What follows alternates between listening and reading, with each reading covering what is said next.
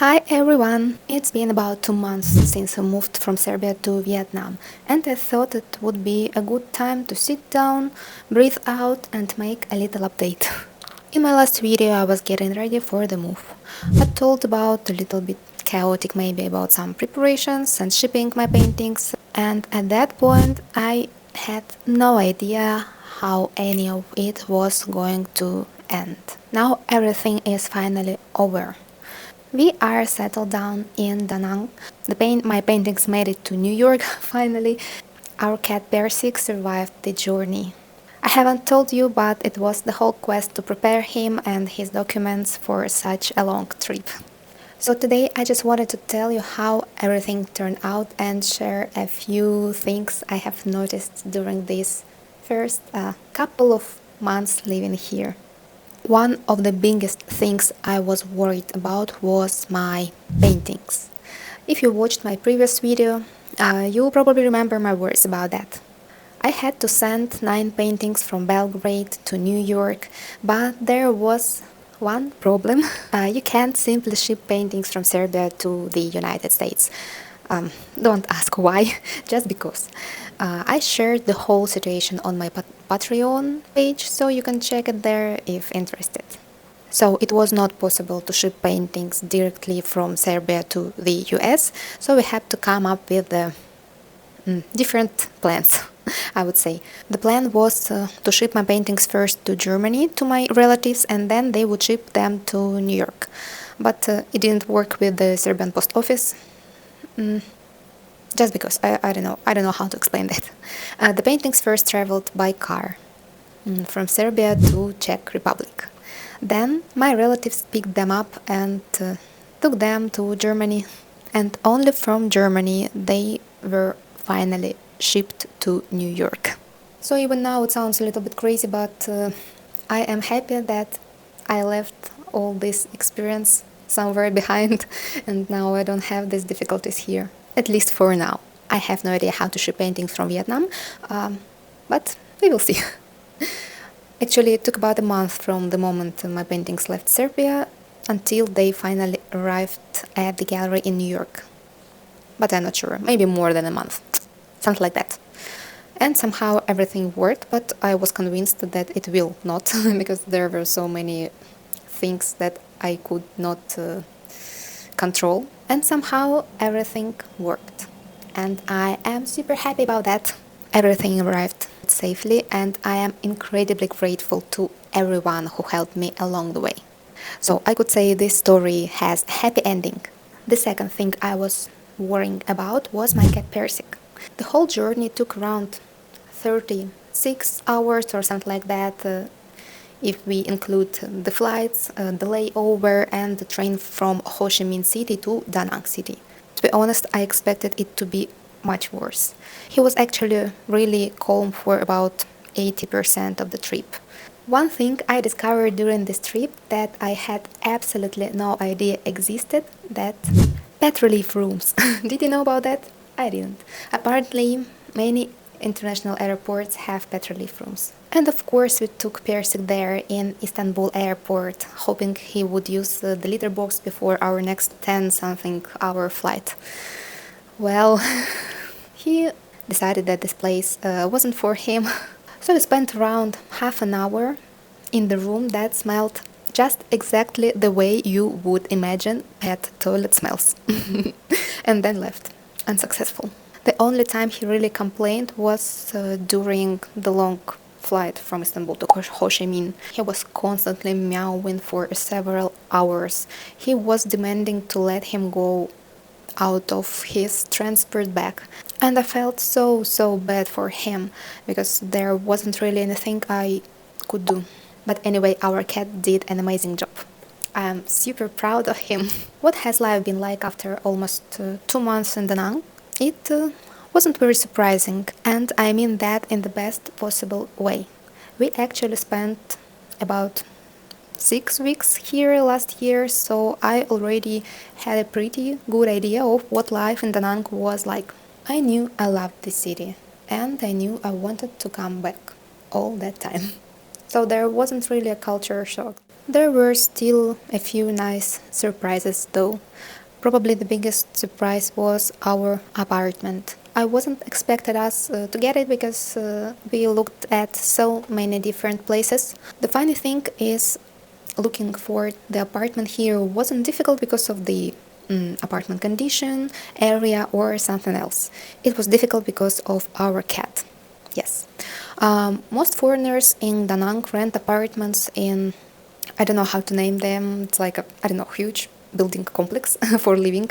The whole rental process there is pretty easy and well organized for foreigners actually. But the problem is like all of those buildings do not allow pets.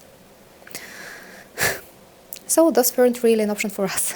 And we had to look for something a little bit different.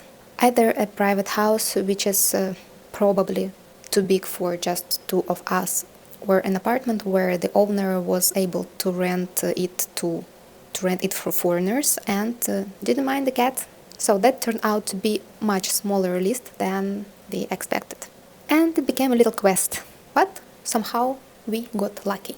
We have found a place we really like, and it was definitely worth all the searching. I'm really happy with it. It's pretty comfortable and I genuinely enjoy spending time in here.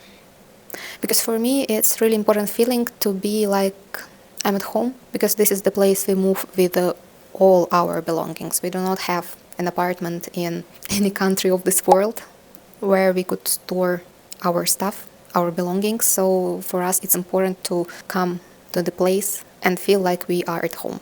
And this is what I have noticed after moving, after changing countries several times. Feeling home becomes less about the country and more about the place where you actually live for at least half a year or maybe a year.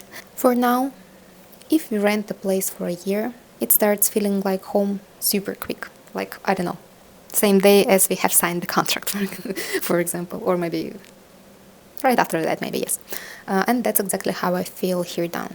Let me tell about my daily routine, or how to call that, because this is the thing that has changed a lot. I wouldn't say my life became better now or worse than it was in Serbia, but it's just different. Back in Serbia, I was doing a lot of stuff, a lot of different things at the same time. I was painting, working online, and I was still tattooing quite a lot. So my days were usually packed and I always had just a lot to do. Now my work is almost completely online. I still work every day, but I have much more freedom to decide when I want to do it, like what time of the day. I mean, I usually start working around 3 p.m. and often finish late in the evening, maybe about midnight or sometimes later, depends. At first it felt like a little bit unusual, but now I actually like it. Like I got used to it really quick. So it means I can spend first part of my day doing something else. It's a completely different rhythm that I had before. I kinda like it, I could say. About the weather, I always thought that I was someone who loved hot weather, and I still do. I would definitely choose heat over cold, really.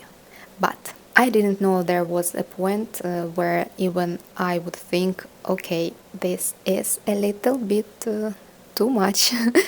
Sometimes it felt like you are walking into oven. Could you imagine that? Even riding a scooter doesn't help because the wind is super hot. And if you expect the sea will cool you down, it will not.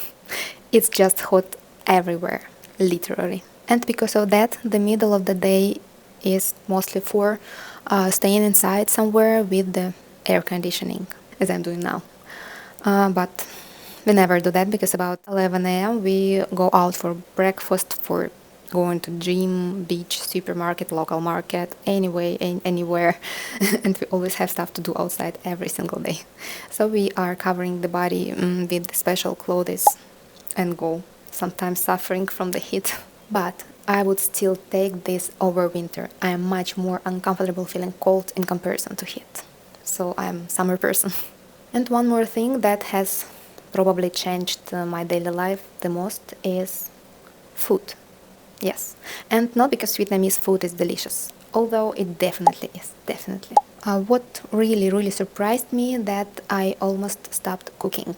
Back in Serbia, cooking was just a part of everyday life. You have to think about what to buy, what to cook, when to cook, and then do it again every single day, or okay, maybe once in 2 days, but anyway, you have to think about it constantly when you are cooking at home, especially when you're trying to cook some healthy food or something like that. Here is completely different. Street food is everywhere, and it's not just convenient, it's actually really good. One thing I have noticed is that a lot of foreigners mostly look for European restaurants, they avoid Vietnamese cuisine. Maybe they try local food once or twice, but then they go back to pizza, burgers, or pasta, and I can relate because in comparison to Europe, prices here are super cheap even for like foreigner cuisine, I would say. We eat Vietnamese food every single day. And some of the best meals we had here from these tiny local places I will show you here that don't look very impressive from the first sight, you know. Sometimes they look, let's say, a little questionable. The first time you see them, you might think there is no way I'm eating here. No. But somehow the food is amazing. I have no idea how they are managing all that stuff, but it's really impressive. The quality of the food is really impressive. One thing I really like is that local places and restaurants often serve almost exactly same dishes, like same quality. I don't see any big difference.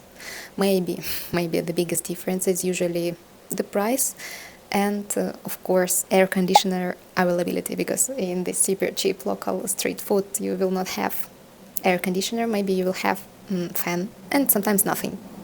Like, you can sit outside as it is, especially when it's hot, of course. It's a nightmare, but when it's not extremely hot, it's kind of funny. And I also realized that not cooking every day frees up a surprising amount of mental space.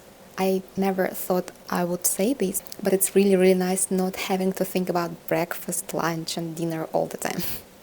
It probably sounds like a small thing, but it actually changes my whole day. Really.